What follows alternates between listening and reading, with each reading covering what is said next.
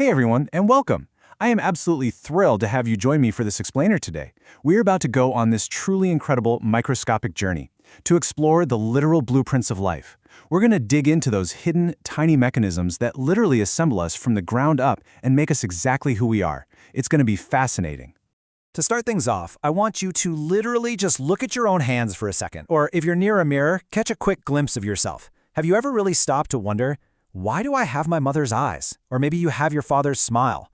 How does a living being inherit these really specific physical traits from their parents with such stunning accuracy? It's this massive mystery that has captivated people for centuries. But the answer? Well, it actually lies deep within our very cells. Okay, let's dive right into this. We're taking a micro to macro journey today. We'll start with part 1, the cellular divide. Then part 2, the instruction manual. Next up is part 3, the biological coin toss, and we'll wrap the whole thing up with part 4, the rules of inheritance. All right, let's start right at the foundation with section 1, the cellular divide. So inside of you right this very second, your cells are actively dividing, but they're actually doing it in two completely distinct ways. First, you've got mitosis. Think of this as your body's basic maintenance program. It's for growth and repair. A mother cell divides into identical daughter cells and it keeps the exact same number of chromosomes. It's all about absolute genetic stability. But then there's meiosis. Now, this one is reserved strictly for reproduction. It produces male and female gametes, and crucially, it's what we call a reductional division, meaning it cuts the chromosome number straight in half. And you can see exactly how this plays out brilliantly right here. Mitosis gives us exactly 2 completely identical daughter cells. But check out meiosis. 4 daughter cells are formed, and those 4 are haploid, meaning they're carrying only half the genetic instructions, basically just waiting around for fertilization to complete the set. But here's the wild part. Meiosis doesn't just slice the genetic material in half, it actually performs this sort of biological superpower. During the very first phase of meiosis, something called crossing over happens. This is the exact moment when genetic materials are physically exchanged between 2 non-sister chromosomes. And because of this phenomenal exchange, the actual genetic makeup of each chromosome changes. Literally, this single tiny mechanism is responsible for the incredible variation in evolution we see across all living things. Mind-blowing, right? Let's move on and see how this builds, bringing us to section 2, the instruction manual. So we know cells divide, right? But what exactly are they copying? Well, deep inside the nucleus are your chromosomes. Notice how these thread-like structures are joined together right at that central point, which is called the centromere. These structures hold your DNA. Those beautifully twisted, double-stranded macromolecules that contain literally all of your biological codes. Now here's a fun fact. The number of these chromosomes is constant for any particular species, right? But it varies wildly from species to species. You'd probably think that humans, since we're so incredibly complex, would have the highest number of chromosomes, but no way. While human beings have 46 chromosomes in our cells, gorillas actually have 48. Yep, 48 chromosomes in a single gorilla cell. Who knew? So out of our human set of 46 chromosomes, which by the way occur in 23 pairs, how exactly are they organized? Well, 44 of them are what biologists call autosomes. These are entirely dedicated to determining your physical characteristics, basically your vegetative characters. That leaves exactly 2 chromosomes out of the entire 46, just 2. These are your sex chromosomes, and their one and only job is to determine the sex of the organism.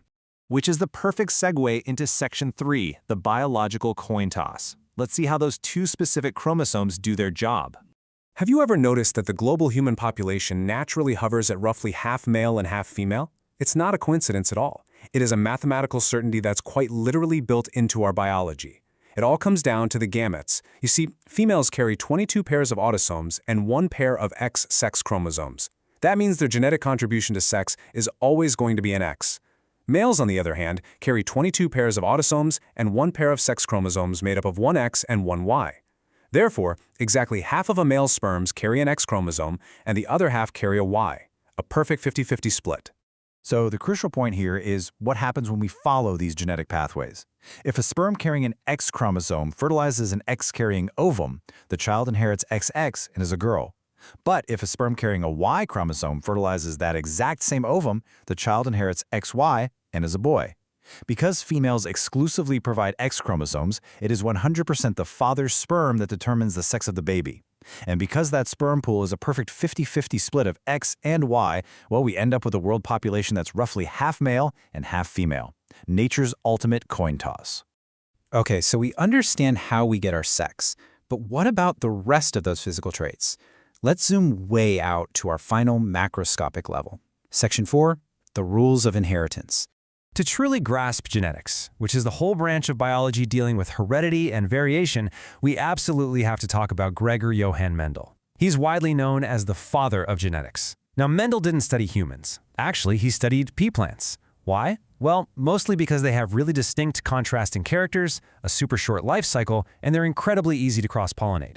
By tracking these very specific dominant and recessive traits, like say crossing pure tall plants with pure dwarf plants or purple flowers with white ones, Mendel essentially mapped out the very mechanisms of heredity that apply to all living things.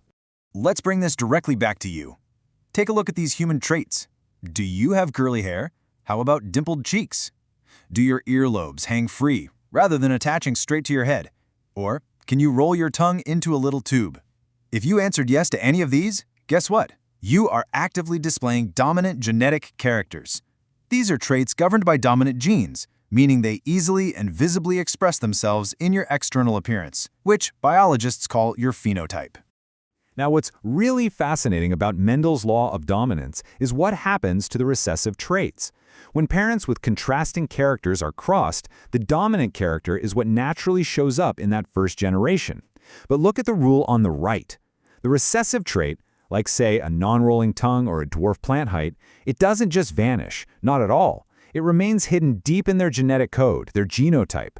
Completely invisible, just waiting for a future generation to finally be expressed. And this is exactly why a specific physical trait can seem to skip a generation entirely.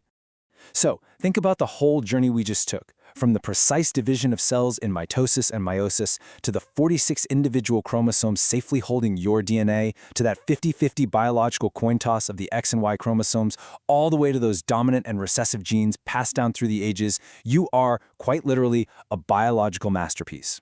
So the very next time you look in the mirror, ask yourself what countless generations of dominant and recessive genes had to perfectly align, cross over, and combine to make you exactly you.